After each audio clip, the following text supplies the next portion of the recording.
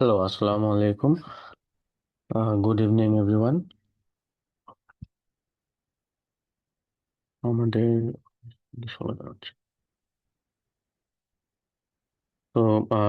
we are at the beginning of our inauguration ceremony for the Integrated Scientific Programming and Innovative Research with Python for Environmental and Data Sciences. We call it INSPIRE in short form. For this inauguration ceremony, we have our uh, chair, Dr. Mohan Kumar Das here. We have our chief guest, Dr. Muhammad Anwar Islam, and special guest, Dr. S. M. Mustafizur Rahman, and myself, Sheikh Fahim Faisal Shora, facilitator. For the very beginning, I would like to call Dr. Mohan Kumar Das, the chair of this ceremony, and for a welcome speech. Sir.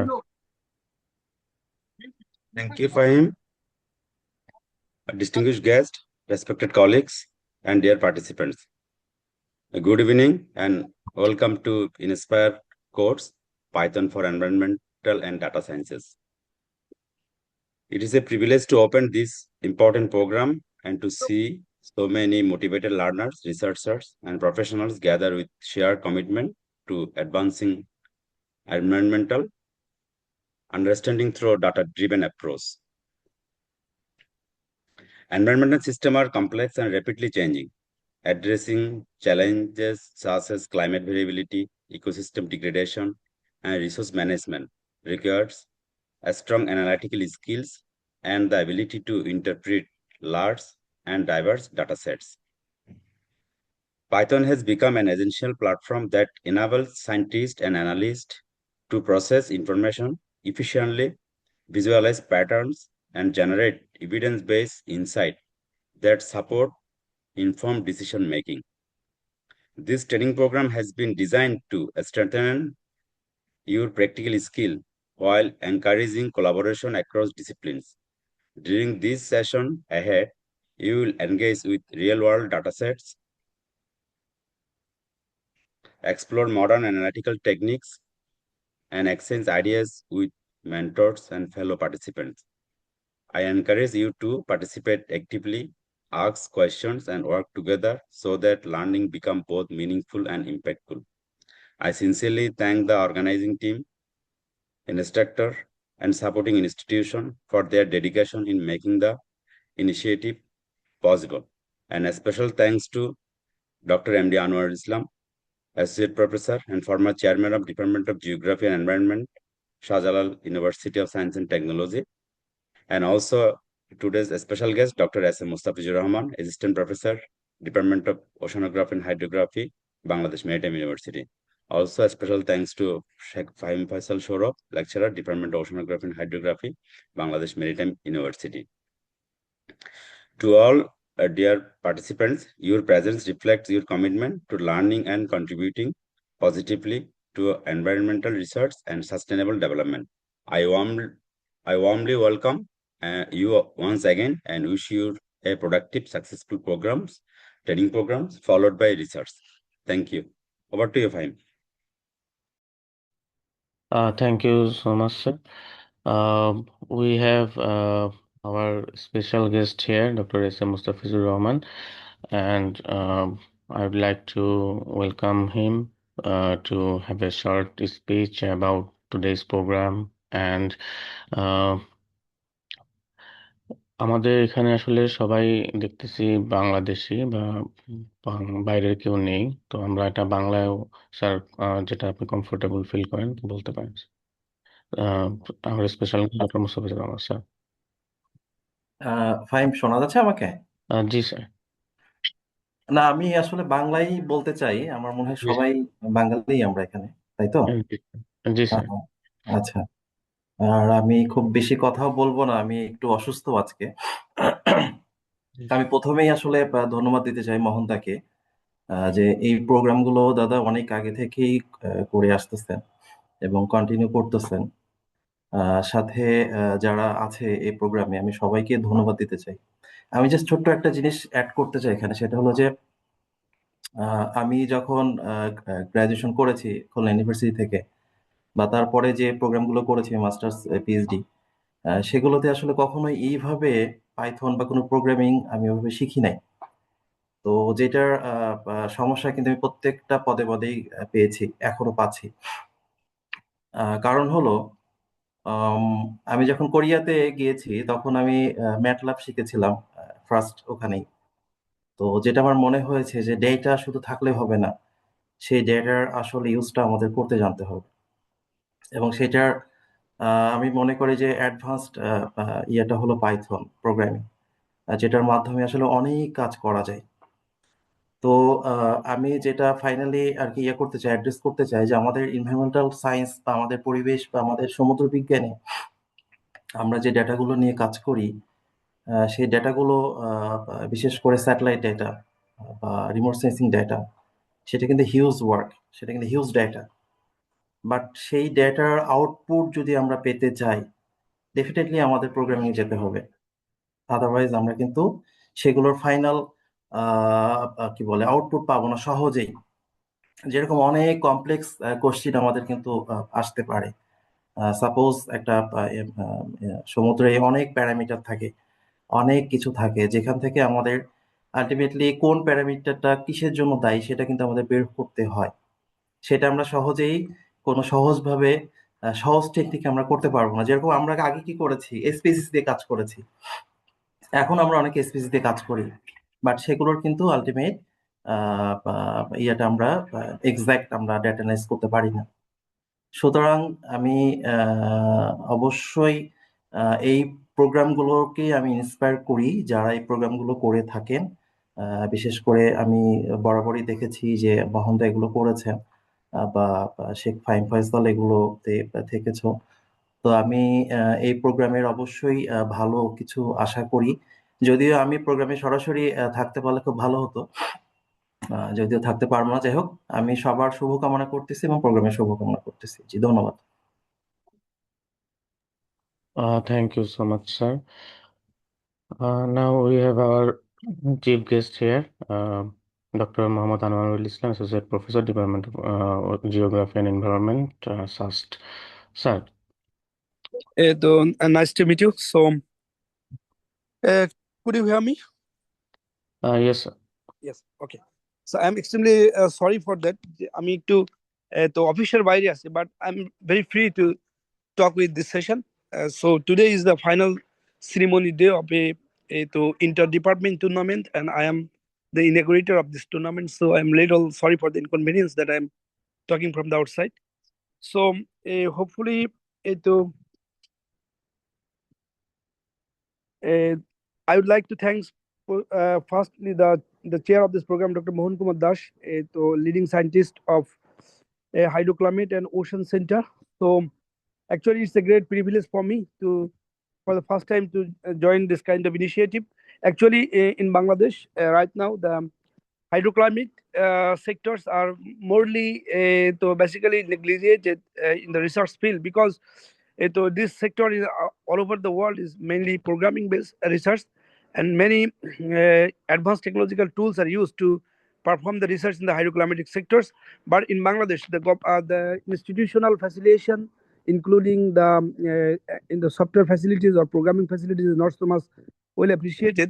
But Dr. Mohan Kumar Dash and the scholars here, Mustafizur Rahman sir and others, the facilitator, they are doing their best to teach the to develop the basic fields among the scholars as well as the beginners, to develop their skills in the field of hydroclimatic and ocean research. So basically, I also discussed these issues with my fellows and the colleagues and the students also. But basically, we need to discuss more. We need to need more, much more motivation among the beginners to the about the importance of those kind of course. But we have to do many things. But this is some of limitations. So, and then of course we will try to facilitate those kind of issues among the students, and to programming, actually the innovative research for Python and the environmental data sciences, like inspire those kind of programming based workshop, or like the programming based training programs much more helpful for the students. and as well as the students in the field of climatic data science. So I would like to thanks the session conveners as well as the today's program conveners to organize this great session. I am sorry for that I forgot to join this. That's why I am very much apologize for this inconvenience and best wishes to conduct this session. I would like to hand over this my session to the facilitator. Thank you very much. Thank you so much sir. আচ্ছা, আমরা হচ্ছে আমাদের পরবর্তী session অর্থাৎ আমাদের পুরো কোর্সটা সম্পর্কে বিস্তারিত ধারণা দেওয়ার আগে আমরা একটা ফটো সেশন করে নিব, কারণ আমাদের স্পেশাল গেস্ট এবং অন্য যারা আছেন অনেকে তো আহ, কিছুক্ষণের মধ্যে লিভ নিয়ে নেবেন। তো আমরা ফটো সেশনটা আগে করে পরে আমরা আমাদের সেশনের পরবর্তী কার্যক্রম, যেটা আমাদের কোর্স সম্পর্কে আউটলাইন এবং আমরা ফিউচারে কি করব এই বিষয়গুলো আলোচনা করব। তো আমরা যারা এখানে পার্টিসিপেন্টসরা আছি, কাইন্ডলি যাদের যাদের সম্ভব আমরা ক্যামেরাটা অন করতে পারি। আমরা 10 সেকেন্ডের মধ্যেই হয়তো একটা স্ক্রিনশট নিয়ে রাখবো। আবির, আবির কি আছো?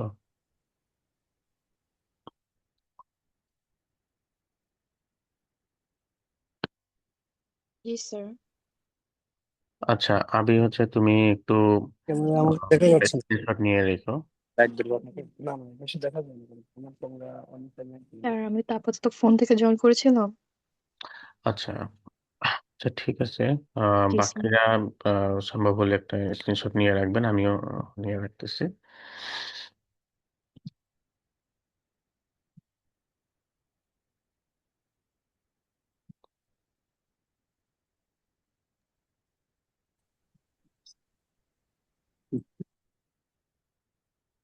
ওকে, শিপা একটা স্ক্রিনশট নিয়ে রেখো। আমরা আম, আম, নিচ্ছি। সবাই যারা ক্যামেরা অন করতে পারছে অবশ্যই ক্যামেরাটা অন করে ফেলবেন। 3 2 1।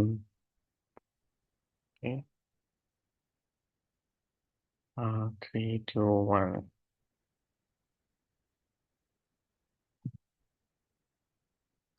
তো থ্যাংক ইউ সবাইকে। আমরা আমাদের পরবর্তী সেশনে চলে যাই। এই পার্টটা মেনলি আমি দেখাবো। আমাদের chair coach chair chief guest এবং স্পেশাল গেস্টকে আবারও ধন্যবাদ জানাচ্ছি এখানে তাদের মূল্যবান সময় এবং তাদের থটস গুলোকে শেয়ার করার জন্য এই কোর্স সম্পর্কে।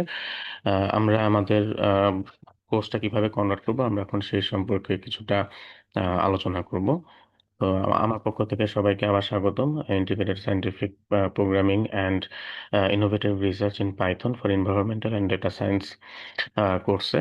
এটাকে আমরা সংক্ষেপে ইন্সপায়ার কোর্স হিসেবে চিনব। তো আমরা এখানে অনেকেই জয়েন করেছি আজকে ইনগ্রেশন সেরেমনিতে, যেখানে হয়তো অনেকে রেজিস্ট্রেশন এখনো কমপ্লিট করিনি। তো রেজিস্ট্রেশন লিঙ্কটা অবশ্যই সবাইকে কোনো না কোনোভাবে দেওয়া হয়েছে, বিশেষ করে হোয়াটসঅ্যাপের মাধ্যমে। আমরা যারা ইন্টারেস্টেড থাকবো অবশ্যই আগামী 2 থেকে 3 দিনের মধ্যে রেজিস্ট্রেশনটা কমপ্লিট করব। আর আজকে এখানে অ্যাটেন্ডেন্স লিঙ্কটা চ্যাট বক্সে দিয়ে দেওয়া হয়েছে। আমরা সবাই অ্যাটেন্ডেন্স লিঙ্কটা অবশ্যই পূরণ করব।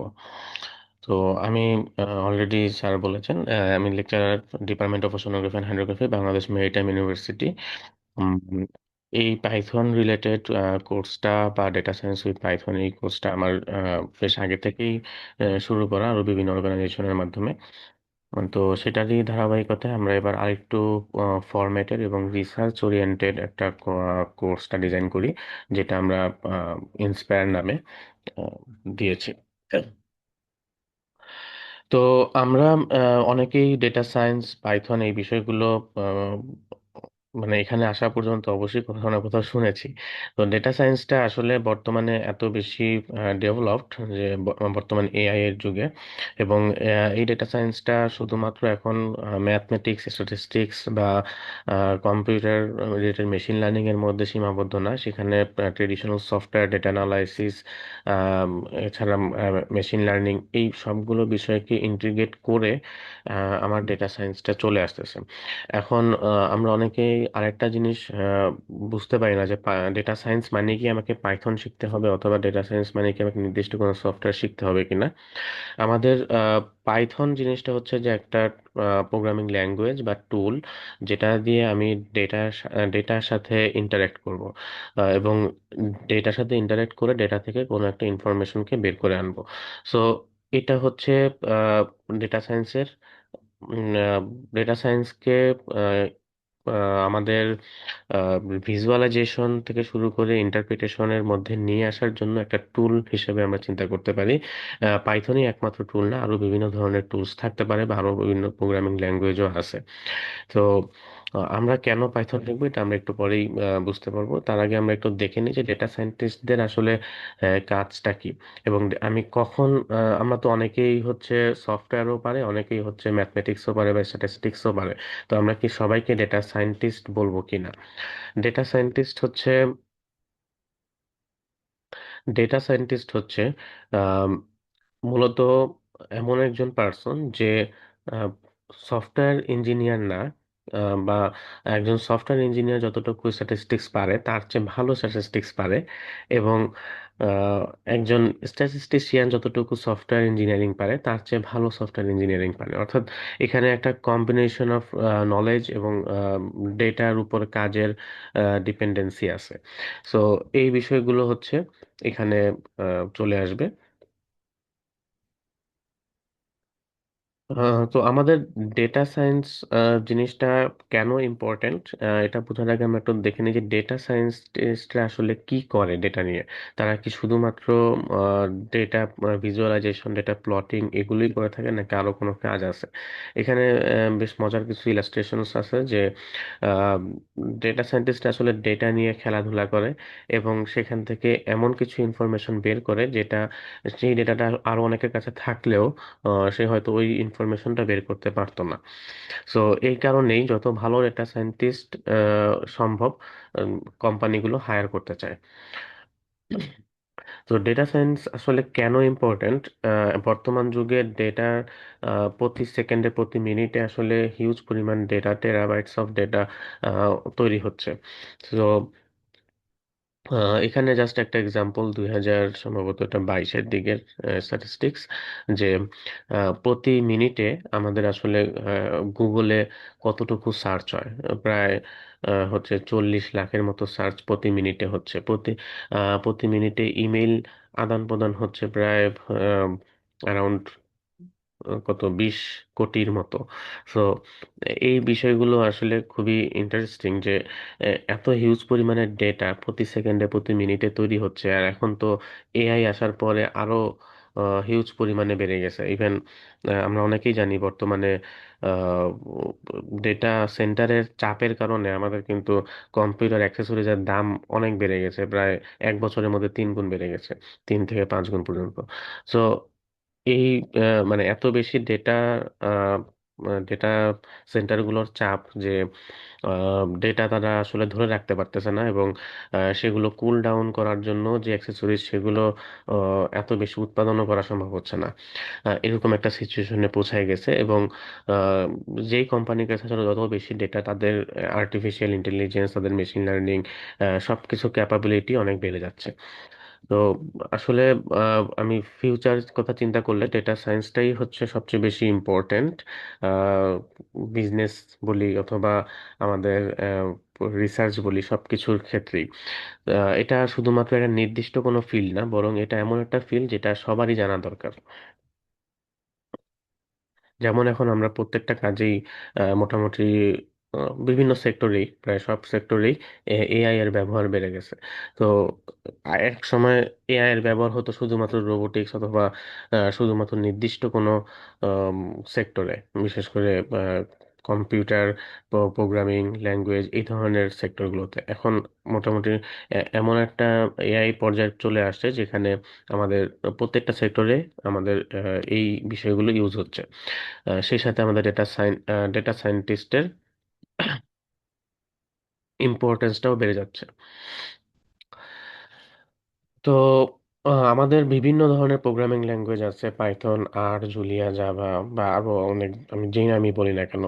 তো এই এত প্রোগ্রামিং ল্যাঙ্গুয়েজের মধ্যে আমরা কেন আসলে why we are using the Python. Python নেওয়ার মেইন তিনটা কারণ হচ্ছে, প্রথমত স্পিড, দেন প্যাকেজেস, দেন ডিজাইন গোল। স্পিড, অবশ্যই পাইথন যদি বেসিক ল্যাঙ্গুয়েজের সাথে তুলনা করি, পাইথন একটু স্লো, কিন্তু যদি পাইথনের সমকক্ষ কোনো ল্যাঙ্গুয়েজের কথা চিন্তা করি যেগুলো হাই লেভেল ল্যাঙ্গুয়েজ, তাহলে পাইথন অনেক ফাস্টার অন্য সবগুলো হাই লেভেল ল্যাঙ্গুয়েজের চেয়ে। এবং আহ, এই ফাস্টার হওয়ার কারণে অনেক অ্যালগোরিদম অনেক দ্রুত সলভ করা সম্ভব হয়। তারপরে হচ্ছে এটা ফ্রিলি অ্যাভেলেবল, যে কারণে এটা প্রচুর প্যাকেজ পাওয়া যায়। এটা আসলে আনলিমিটেড প্যাকেজ।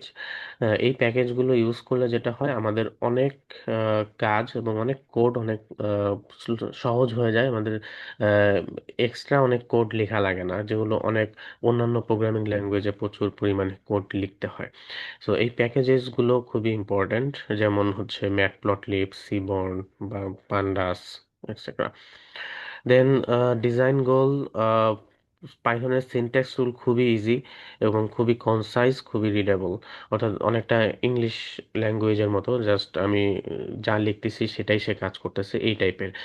অন্যান্য প্রোগ্রামিং ল্যাঙ্গুয়েজে যেমন বেশ কিছু ক্রাইটেরিয়া থাকে, যে আমাকে প্রত্যেক লাইনের শেষে সেমিকোলন দিতে হবে অথবা অ্যারো চিহ্ন দিতে হবে, এই ধরনের মানে বিশেষ যে সাইনগুলো, যেগুলো অন্যান্য প্রোগ্রামিং ল্যাঙ্গুয়েজে বেশ প্রবলেমেটিক একটা সিচুয়েশন ক্রিয়েট করে, সেই ধরনের সিনট্যাক্স রুলগুলো অনেক ইজি সেগুলোর তুলনায় পাইথনে।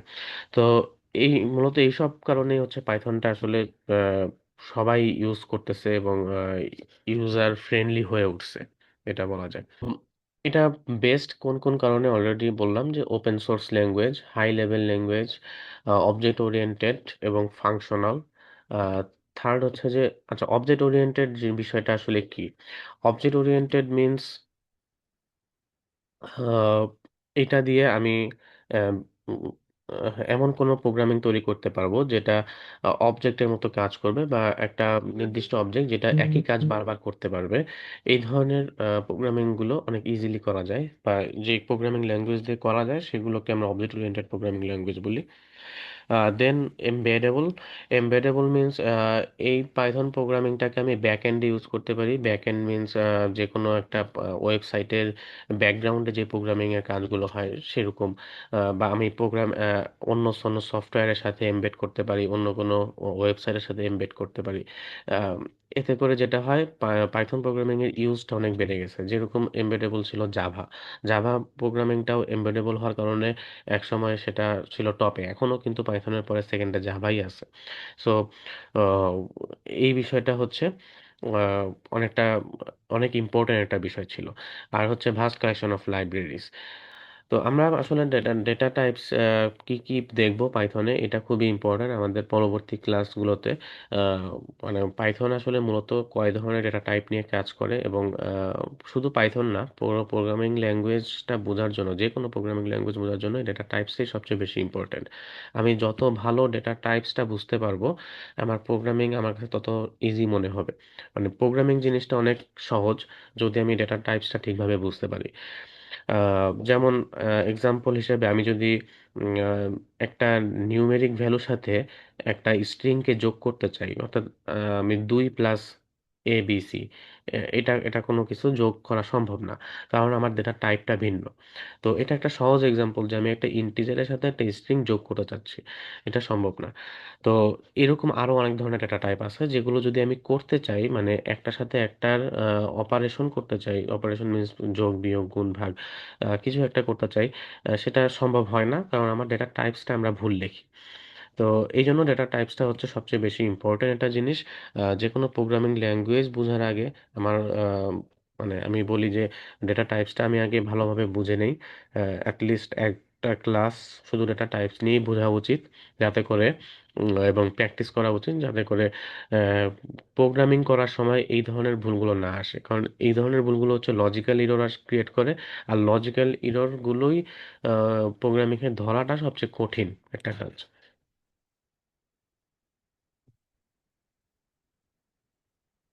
তো আমরা যেটা দেখবো নিউমেরিক ডেটা টাইপ, এর মধ্যে ইন্টিজার আছে, কমপ্লেক্স নাম্বার আছে, ফ্লোটিং পয়েন্ট নাম্বার আছে। তারপরে আরেক ধরনের সম্পূর্ণ ভিন্ন একটা ধরনের ডেটা টাইপ হচ্ছে ডিকশনারি ডেটা টাইপ, যেটা খুব ইন্টারেস্টিং একটা ডেটা টাইপ এবং এটা পাইথনে বেশ ইউজ হয়। এরপরে বুলিয়ান ডেটা টাইপ, যেটা আমরা অনেকেই হয়তো পড়ছি কোনো না কোনো সময়, বিশেষ করে যদি আমরা আইসিটি সাবজেক্টটা পড়ে থাকি, বুলিয়ান অ্যালজেব্রা। হ্যাঁ, তো সেই ধরনের জিনিস, অ্যান্ড গেট, অর গেট, নর গেট। তো এই বিষয়গুলোই এখানে চলে আসে, যে বুলিয়ান ভ্যালু 0 এবং 1, এই দুইটা ভ্যালু দিয়েই কিভাবে ডেটা টাইপ তৈরি হয় এবং কিভাবে বুলিয়ান গেটগুলো আমরা ইউজ করতে পারি। তারপরে একটা বিশেষ ধরনের ডেটা সেট হচ্ছে সেট। এই সেট, লিস্ট, টিউপল এগুলো দেখতে একই রকম। এখন দেখতে একই রকম হতে যেটা হয়, সেট যে সিকোয়েন্স টাইপের ডেটা না, এটা অনেক সময় আমরা ভুলে যাই। অথবা এটা যদি আমরা আগে থেকে না জানি, অনেকেই আমরা এই লিস্টটা দেখি না। তো আগে থেকে যদি না জানি, এই ভুলটাই সবচেয়ে বেশি হয়, যে আমি সেট ইউজ করতেছি কিন্তু আমি সিকোয়েন্স টাইপের কোড লিখতেছি। এখন সিকোয়েন্স টাইপের কোড লিখলে আমার সেটের মধ্যে আসলে কখনো কাজ করবে না। একইভাবে লিস্ট, টিউপল কিন্তু সিকোয়েন্স টাইপ। সো আমি যদি সিকোয়েন্স টাইপ ছাড়া কোনো কাজ করি, আমি যদি লিস্ট এবং ট্রিপল দিয়ে করি, সেটা কাজ করবে না। তো এই বিষয়গুলো আমাদেরকে মাথায় রাখতে হবে। এমনকি আমরা যে একেবারে যদি নর্মাল লিখি, মাই নেম অথবা হ্যালো ওয়ার্ল্ড, এগুলো হচ্ছে স্ট্রিং টাইপ ডেটা এবং এটাও এক ধরনের সিকোয়েন্স টাইপ ডেটা। তো এই বিষয়টাও আমরা অনেকে আহ, জানি না, বা অনেক সময় এমন কোনো কিছু প্রবলেম আমরা উম, নিয়ে আসি প্রোগ্রামিং লেখার সময় বা করার সময়, যে আহ, এই এই বিষয়গুলো জানলে ওটা অনেক ইজিলি সর্ট আউট হয়ে যায়।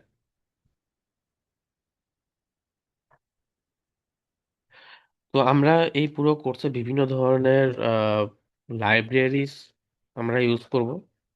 যেহেতু এটা একটা কোর্স, এখানে আমরা আনলিমিটেড টাইম শিখতে পারবো না। তো এখানে অনেকগুলো লাইব্রেরিজ নাম দেওয়া আছে, কিন্তু সবগুলো যে আমরা ইউজ করবো এমন না, তবে সবচেয়ে বেশি ইউজ হয় এরকম কিছু লাইব্রেরিজ আমরা ইউজ করব, কারণ একটা লাইব্রেরি ইউজ করা শেখার পরে আসলে বাকিগুলো নিজেরাই শিখে ফেলা সম্ভব।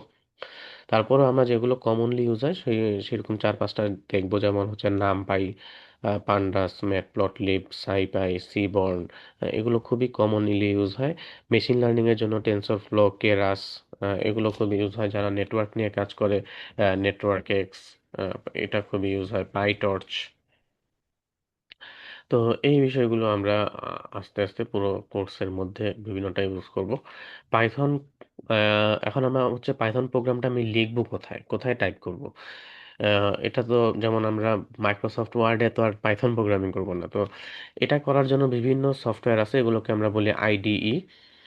হ্যাঁ, তো এই ডেভেলপমেন্ট ইঞ্জিনের মধ্যে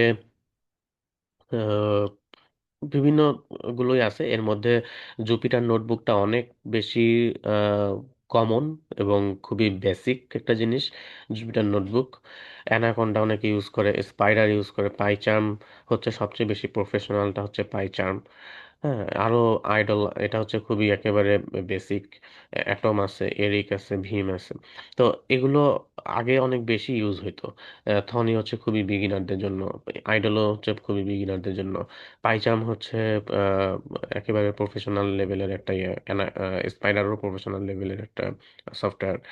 তো আমরা যদি অফলাইনে প্রোগ্রামিং ল্যাঙ্গুয়েজ করতে চাই, আমাদের এগুলোর মধ্যে যে কোনো একটা চয়েস করলেই হবে। তবে আমি সাজেস্ট করব পাইচার্মটা করার, অফলাইনে যদি করতে চাই কেউ, কারণ পাইচার্মটা প্রফেশনাল এবং বেশ ভালো, সুবিধাজনক। জুপিটার নোটবুক আসলে আমার ব্রাউজার ইউজ করে, প্লাস হচ্ছে এটা একটা বেসিক লেভেলের ইয়ে। যদি আমি জুপিটার নোটবুক ইউজ করতে চাই, আমার এর চেয়ে ভালো গুগল কোল্যাব ইউজ করা। তো যদি আমরা অনলাইনে করতে চাই, আসলে গুগল কোল্যাবটাই সাজেস্ট করব, কারণ এটার মধ্যে বেশ আরো কিছু এক্সট্রা সুবিধা আমি পাচ্ছি। আমাকে অনেক ইয়ে লাইব্রেরিজ গুলো ইনস্টল দেওয়া লাগে না, অটোমেটিক ইনস্টল হয়ে যায়। সো গুগল কোল্যাবে হচ্ছে এই সুবিধাটা আমরা পাবো। আর পাইচার্ম বা অন্যান্য যে কোনো অফলাইন একটা ইউজ করতে গেলে আমাদেরকে অবশ্যই নির্দিষ্ট লাইব্রেরিগুলো ইনস্টল দিতে হবে। এই ইনস্টল দেওয়ার ক্ষেত্রে আবার পাইচার্ম যেহেতু প্রফেশনাল সফটওয়্যার, এটার মধ্যে বেশ ভালো সুবিধা আছে, আলাদা করে অপশনই আছে ইনস্টল দেওয়ার। তো আমি পাইথনের বিভিন্ন কোর্স আগে নিছি, একই নামে না, হয়তো ভিন্ন ভিন্ন নামে, কিন্তু বেশ কিছু কাজ তারা করে এবং অনেক বিভিন্ন ধরনের ওয়ার্ক থাকে, হোমওয়ার্ক থাকে। তো এখানে কিছু ইয়ে তো আমরা এখন যেটা দেখব সিলেবাসটা সিলেবাসটা দেখার পরে আমরা কিছু কোশ্চেন অ্যান্সার নিব যাদের ইন্টারেস্টেড পার্সনদের।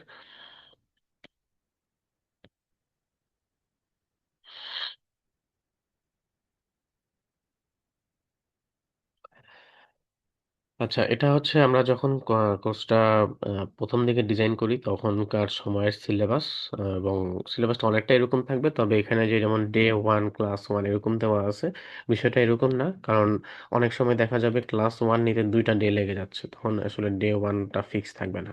তো আমরা এটা যখন পড়বো অবশ্যই ক্লাস ওয়ান ক্লাস টু এভাবে হিসাব করেই পড়বো, ডে ওয়ান না।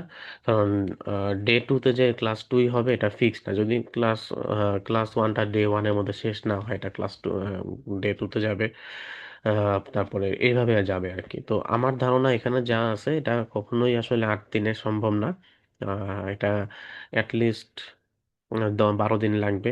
আর এখানে মাঝখানে যেই বিষয়গুলো দেওয়া নাই, যেমন হচ্ছে ক্যাপস্টোন প্রজেক্ট একটা আছে 8 নম্বরে, কিন্তু বিভিন্ন হোমওয়ার্কস থাকবে, ক্যাপস্টোন প্রজেক্ট থাকবে, সলভিং ক্লাস থাকবে, তো সেই বিষয়গুলো এখানে নাই। তো আলটিমেটলি দেখা যাবে আমাদের মোটামুটি 16 দিনের মতো হয়তো লাগবে, 16 দিন বা হচ্ছে 14 দিন অ্যাটলিস্ট লাগবে।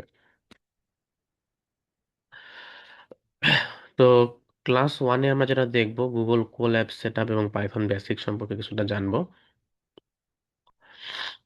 আচ্ছা, আহ, একজন হাত তুলেছেন, ইয়াকুব আলী।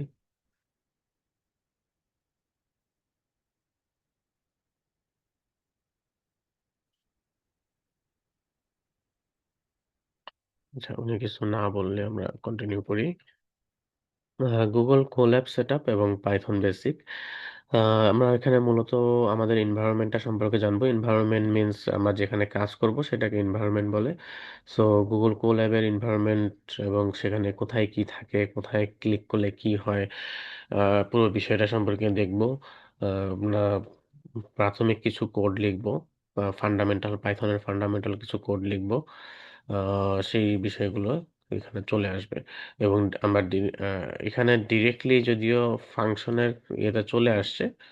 উম, হুম, তো আমরা চেষ্টা করব প্রথম 2টা ক্লাসের মধ্যেই বেসিক গুলো শেষ করা। হয়তো ক্লাস ওয়ানেই পুরো জিনিসটা আমরা ডে ওয়ানে শেষ করতে পারবো না, কারণ এখানে ফাংশনস এর বিষয়গুলো আছে, কিছু বেসিক এবং ইন্টারমিডিয়েট লেভেলের কিছু কোডের কথা বলা আছে। তো basic coding exercise to build foundation, এই জিনিসগুলো করব। এখানে আমাদের কোনো এক্সট্রা ডাটা সোর্স প্রয়োজন হবে না, শুধুমাত্র পাইথনের মধ্যে আমরা কাজ করতে পারবো। ক্লাস টুতে যেটা হবে সেটা হচ্ছে আমরা বেসিক ডেটা হ্যান্ডলিং টেকনিকগুলো শিখবো। মূলত আমরা কিভাবে ডেটা হ্যান্ডেল করতে পারি, রিড রাইট চেঞ্জ, এগুলো আমরা কিভাবে করব, সর্টিং কিভাবে করব, ফিল্টারিং কিভাবে করব। তো এটা খুবই ইম্পর্টেন্ট যে কোনো ডেটার ক্ষেত্রে। আমরা এখানে যেহেতু এনভায়রনমেন্টাল ডেটা নিয়ে কাজ করব এবং সায়েন্টিফিক ডেটা নিয়ে, তো আমরা এখানে চেষ্টা করব ওশেনের কিছু ডেটা নিয়ে কাজ করতে, ওশেন, কোস্টাল ডেটা, সেগুলো নিয়ে। তো আমরা একটা স্যাম্পল ডেটা হিসেবে Copernicus marine environment monitoring service, এখান থেকে আমরা সিএসভি কিছু ফাইল ডাউনলোড করার চেষ্টা করব। এখানেও বলে রাখি যে এটা কিন্তু ফিক্সড না। আচ্ছা, এটা ফিক্সড না যে আমরা এখান থেকে ডেটা নিব, কারণ অনেক সময় দেখা যায় এখন যখন সিলেবাসটা আমরা তৈরি করছি তখন হয়তো এখানে ডেটা ছিল, এখন হয়তো ডেটা এখানে নাই। এই ধরনের প্রবলেম হইতে পারে। অথবা এখানে থেকে ডাউনলোড আগে করা যেত, এখন ডাউনলোড করা যাচ্ছে না। এরকম প্রবলেম হলে আমরা অন্য কোনো সোর্সে যাব। তারপরে আমরা প্রথমেই একটা অ্যানালাইসিসে শুরু করব, স্যাটেলাইট ডাটা থেকে কিভাবে ক্লোরোফিল এ ডিস্ট্রিবিউশন, আমি যদি সারা পৃথিবীতে একটা ক্লোরোফিল এ ডিস্ট্রিবিউশন দেখতে চাই, অথবা নির্দিষ্ট স্টাডি এরিয়াতে ক্লোরোফিল এ ডিস্ট্রিবিউশন দেখতে চাই, সেটা ম্যাপিংটা আমি কিভাবে করব পাইথনের মাধ্যমে, সেটা থাকবে। তারপরে আরেকটা প্যারামিটার সি সারফেস টেম্পারেচার, এটা সি সারফেস টেম্পারেচার যখনই আসবো সেখানে টাইম সিরিজ অ্যানালাইসিস চলে আসবে। তো এই বিষয়গুলো হয়তো একদিনে আমরা শেষ করব না, 2টা ক্লাস হয়তো লাগবে। তারপরে ওশান স্যালারিটি এবং টেম্পারেচার কোরিলেশন, এখানে আসলে আমি ফিক্সড করে দিচ্ছি ওশান স্যালারি টেম্পারেচার, এখানে জাস্ট দুটা প্যারামিটার। এখন আমরা যদি অন্য কোনো প্যারামিটার নেই, ল্যান্ডের কোনো প্যারামিটার নেই, সেগুলো আমরা ইউজ করতে পারি। তো আমরা মেইনলি এখানে শিখবো হচ্ছে কোরিলেশন অ্যানালাইসিস। কোরিলেশনগুলো আমি কিভাবে করব, যে কোনো দুটা প্যারামিটারের আমরা এখান থেকে দুইটা ইউজ করব। এছাড়াও আমরা বিভিন্ন প্যারামিটার, অন্য প্যারামিটার নিতে পারি, যেমন সয়েল ময়েশ্চার নিতে পারি, হ্যাঁ, ওশান স্যালারিটি। এটা বিভিন্ন ধরনের প্যারামিটার আমরা নিতে পারি। এটা ফিক্সড না যে আমি ওশান স্যালারিটি এবং টেম্পারেচারই দেখতেই হবে সবার ক্ষেত্রে, এটা এরকম না। তারপরে আমরা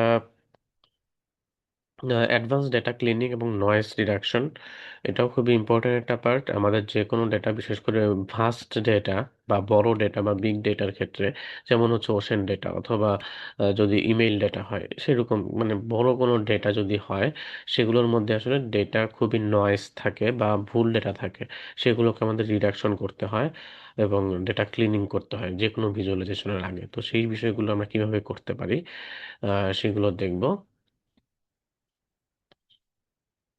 তারপরে আমরা মেশিন লার্নিং এর কিছু পার্টে যাব। সেখানে মেশিন লার্নিং এর জন্য বেশ কিছু টুলস আছে, সেই টুলসগুলো আমরা বেসিকটা দেখব। দেখার পরে কিভাবে ট্রেনিং স্যাম্পল নেওয়া যায়, রিগ্রেশন অ্যানালাইসিস কিভাবে করা যায়, সেই বিষয়গুলোতে আসবে। এটার পরে হচ্ছে আমাদের একটা ক্যাপস্টোন প্রজেক্ট থাকবে, সেটা। সো এটা হচ্ছে আমাদের টোটাল একটা প্ল্যান, এবং ক্যাপস্টোন প্রজেক্টটা হবে এরকম যাতে করে সবারই একটা লাস্ট পর্যন্ত রিসার্চ পারপোজটা ফুলফিল হয়।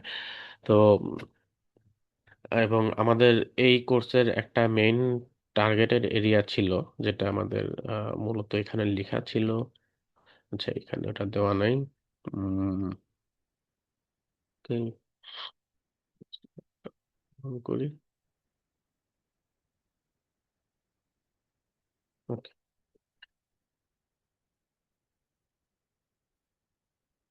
তো আমরা এখানে দেখতে পারতেছি যে এখানে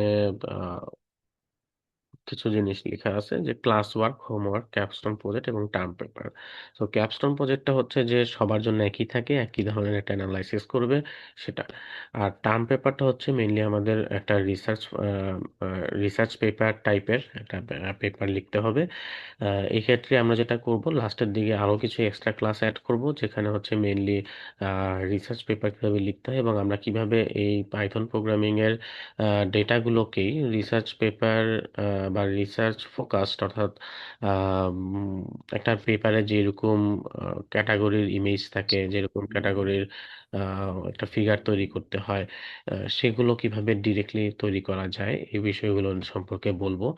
এবং আলটিমেটলি যেটা করব আমরা, মানে যার যার সেক্টর অনুযায়ী, অর্থাৎ যদি কেউ এখানে এনভায়রনমেন্টাল সাবজেক্টের হয়, অথবা সয়েল সায়েন্সের, অথবা ওশনোগ্রাফির হয়, অথবা ফিশারিজের হয়, তো সেই সেক্টরগুলো অনুযায়ী একটা টপিক দেওয়া হবে টার্ম পেপার করার জন্য, যেটা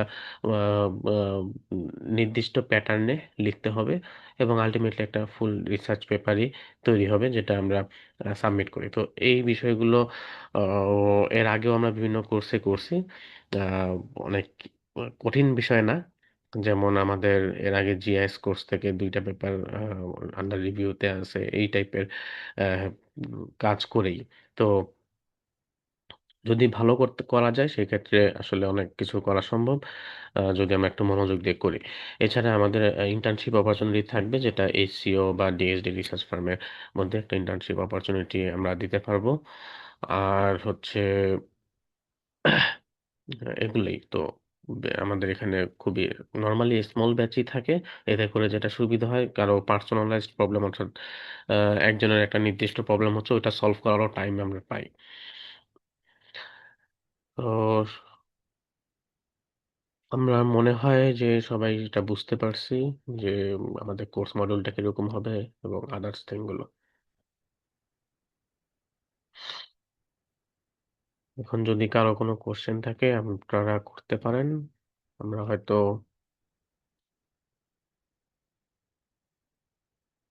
সবাই আমরা কাইন্ডলি অ্যাটেন্ডেন্স ফর্মটা পূরণ করব। আর কারো কোনো কোশ্চেন থাকলে হ্যান্ড রেজ করতে পারেন, আমরা কিছু কোশ্চেন নিয়ে আজকে শেষ করব। হ্যাঁ, ইয়াকুব আলী, জি। আসসালামু আলাইকুম ভাই। আমার প্রথম কোশ্চেনটা হইতেছে যে এই কোর্সটা করার জন্য একজনের পাইথনের উপরে কতটুকু নলেজ থাকা লাগবে। আর সেকেন্ড কোশ্চেন হইতেছে, এখানে আপনারা বেশ কিছু লাইব্রেরি ফাংশন দেখাইছেন, তো এমএল এর একটা পার্ট বলছিলেন। তো হুম অ্যাপার্ট ফ্রম ডাটা সায়েন্সেস আমরা হচ্ছে এমএল এর ব্যাপারগুলো কতটুকু জানতে পারবো বা কতটুকু ডিপ আমরা এগুলো শিখতে পারবো, এটা যদি একটু ক্লিয়ার করতেন। আচ্ছা, আসলে ডেটা সায়েন্সের একটা পার্ট তো এমএলও এবং মেশিন লার্নিং ডিপ লার্নিং এগুলো ডেটা সায়েন্সের পার্ট। এখন আমরা এখানে যেটা দেখাবো, আমাদের এটা মেইনলি হচ্ছে রিসার্চ ওরিয়েন্টেড একটা কোর্স, এবং এখানে মেশিন লার্নিংটা আমরা ততটুকুই রাখছি যতটুকু আমরা আসলে নর্মালি রিসার্চে ইউজ করি, যেমন হচ্ছে রিগ্রেশন অ্যানালাইসিস থেকে শুরু করে আরেকটু ডিপ পর্যন্ত, খুব বেশি না। তো এটা বলা যায় যে মেশিন লার্নিং এর বেসিক থেকে একটু মোটামুটি কিছু ধারণা, এবং অ্যাটলিস্ট অ্যানালাইসিস, ফিগার তৈরি করা, এবং মেশিন লার্নিংটা যে কোনো জায়গায় ইউজ করা ক্যাপাবিলিটি, মানে রিসার্চ ক্ষেত্রে যে কোনো জায়গায় ইউজ করার ক্যাপাবিলিটি অর্জন করা পর্যন্তই আমরা শিখাবো। আর এটাই। আর তো আমরা এই কোর্সটা ডিজাইন করা হয়েছে এমন যে পাইথন সম্পর্কে বা যে কোনো প্রোগ্রামিং ল্যাঙ্গুয়েজ সম্পর্কে কিছুই জানে না সেখান থেকে শুরু করতে পারবে, কারণ এটা একেবারে খুবই বেসিক থেকে শুরু করা হবে। এবং সপ্তাহে মাত্র 2টা দিন ক্লাস রাখা হয়েছে রোজার আগে। রোজার মধ্যে হয়তো একটা দিনই ক্লাস হবে। তো ও কু- পুরো উইকটাই টাইম দেওয়া হবে তার প্র্যাকটিসের জন্য, কারণ এটা ওইভাবেই ডিজাইন করা যাতে করে খুব বেসিক পার্সনরাও শিখতে পারে। মানে ভাই, এমএলটা শিখে কি কেউ যদি সামহাও এমএল বেসে একটা কোনো কাজ করতে চাই বা একটু ডিএল এর দিকে আগাতে চাই, এগুলো কি পসিবল? হ্যাঁ, অবশ্যই পসিবল। মেশিন লার্নিংটা আসলে কঠিন কিছু না।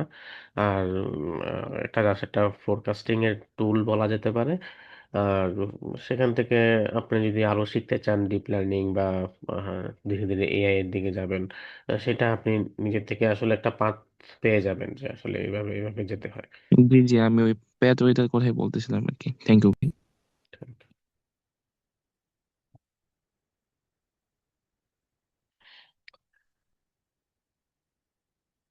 আচ্ছা, আর কারো কোনো কোশ্চেন আছে?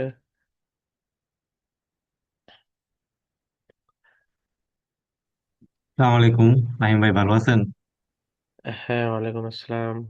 জি। আমি মামুন বলছিলাম। আমি এর আগে ওই যে পিস কোর্সটা ছিলাম গত বছর পাইথনে, যেটা ছিল। আচ্ছা। হ্যাঁ, তো হ্যাঁ। তো শিকার আগ্রহ থেকে এইবারও যুক্ত হওয়ার আশা রাখি আর কি। আহ এখন আমার প্রশ্ন ছিল যে যে পিস কোর্সের থেকে এইটা কি আর একটু ইলাবোরেট হবে, আর একটু স্পেশাল হবে এটা? হ্যাঁ, পিস কোর্সটা ছিল হচ্ছে শুধুমাত্র পাইথনের বেসিকটা, এবং আহ, ওখানে আপনি হয়তো সিলেবাসটা দেখলেই বুঝবেন যে আগের ওই সিলেবাসে কিন্তু এতগুলো অ্যানালাইসিস কিছুই ছিল না। ওটা জাস্ট হচ্ছে বেসিকটা সে আরো অনেক ইলংগেটেড ভাবে শেখানো। আর এটা হচ্ছে বেসিকটা শর্ট টার্মে শিখে আরো অ্যানালাইসিসের মধ্যে ঢুকে যাওয়া। এটার ক্লাস সংখ্যা কি মানে 8টাতেই থাকবে নাকি আরো বাড়বে?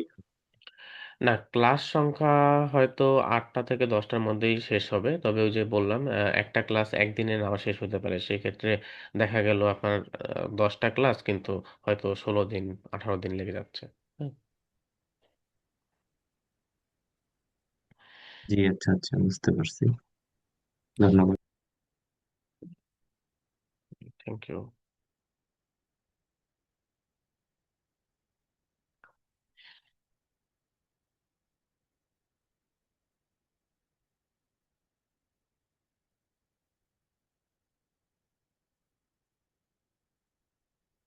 আচ্ছা, আর কারো কোনো কোশ্চেন বা নিতে পারি?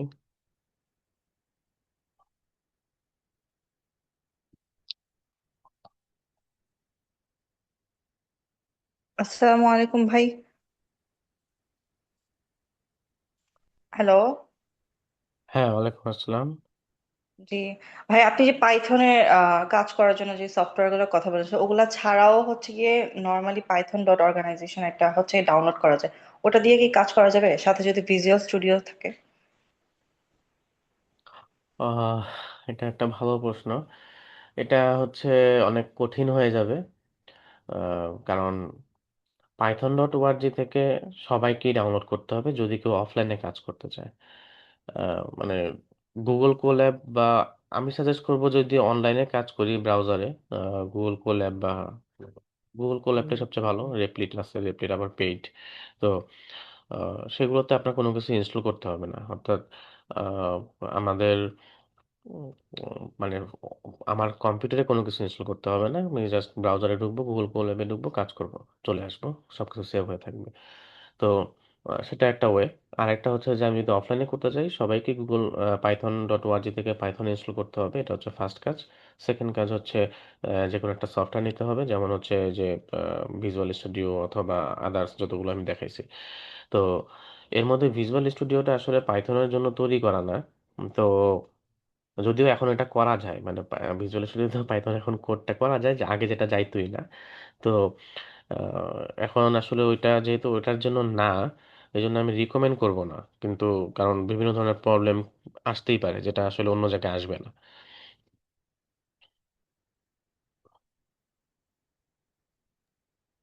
জি, ঠিক আছে, থ্যাংক ইউ। Thank you. আচ্ছা, একটা চ্যাট বক্সে একটা কমেন্ট পেয়েছি, what are the prerequisite of this course. হ্যাঁ, প্রি রিকোয়েসাইট যে বললাম, এটা আসলে কোনো প্রি রিকোয়েসাইট নাই। আপনি যদি আহ, আপনার একটা কম্পিউটার থাকতে হবে, আহ, যেটা ল্যাপটপ হোক, সমস্যা নেই। আর হচ্ছে বেসিক ইংলিশ নলেজ, খুবই বেসিক জিনিস আর কি। এগুলোই। আর যদি আমি অফলাইনে কাজ করতে চাই, সেই ক্ষেত্রে আমার কম্পিউটারের র্যাম রম একটু ভালো হইলে বেটার। যেমন অ্যাটলিস্ট 8 জিবি র্যাম হলে এটা আমার ল্যাগ করবে না। আর যদি আমি অনলাইনে কাজ করি, এটা আসলে 2 জিবি 4 জিবি দিয়েও সম্ভব। তো এতটুকুই, এটা আসলে খুব বেশি কঠিন কিছু না। আর আমাদের বেসিক ধারণা খুব একটা লাগবে না, কারণ আমরা বেসিক থেকেই শিখাবো। তারপরও যদি আমরা একটু নিজেদের ক্ষেত্রে, মানে আমি যদি সেলফ মোটিভেটেড হতে চাই, সাপোজ আমি কিছুই জানি না, আমি এখন আসলে জয়েন করবো কিনা, সেক্ষেত্রে আমরা চাইলে দুই একটা ডেটা সায়েন্স বা পাইথনের বেসিক সম্পর্কে একটু জেনে আসতে পারি। সেটা আসলে আমি বলবো যে দরকার নাই, তারপরেও যদি নিজের একটা ইতস্তত বোধ থাকে যে আসলে এটা বুঝবো কিনা, সেই সব ক্ষেত্রে আপনারা একটু দেখে আসতে পারেন। Thank you.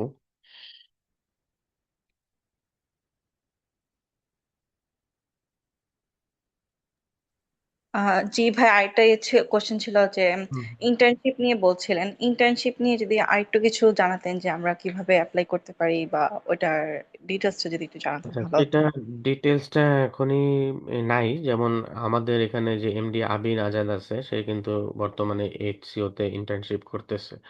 তো এরকম ইন্টার্নশিপের সুযোগ দেওয়া হবে, একটা সার্টিফিকেটও ভবিষ্যতে দেওয়া হবে। তো এটাই আর কি। তো সবাইকে আর কি এটা যেহেতু লিমিটেড সিট, সবাইকে ইন্টার্নশিপে নেওয়া যায় না। হয়তো কোর্স ইভালুয়েশন ক্রাইটেরিয়া আছে, কোর্স ইভালুয়েশন করে সেখানে যারা বেটার রেজাল্ট করবে এবং রিসার্চ এক্সপিরিয়েন্সটা ভালো করবে, তাদেরকে ইন্টার্নশিপের এই সুযোগগুলো সম্পর্কে মানে গ্রুপেই বলা হবে। তাদেরকে টার্গেট করা হবে যে ইন্টার্নশিপের জন্য অপরচুনিটিটা আপনাকে দেওয়া হচ্ছে, এই টাইপের। তো সেটা আসলে কোর্স চলাকালীন সময় আরো নির্দিষ্ট সময় পর পর আপডেট করা হবে। এটা অবশ্যই পারফরমেন্স বেসড।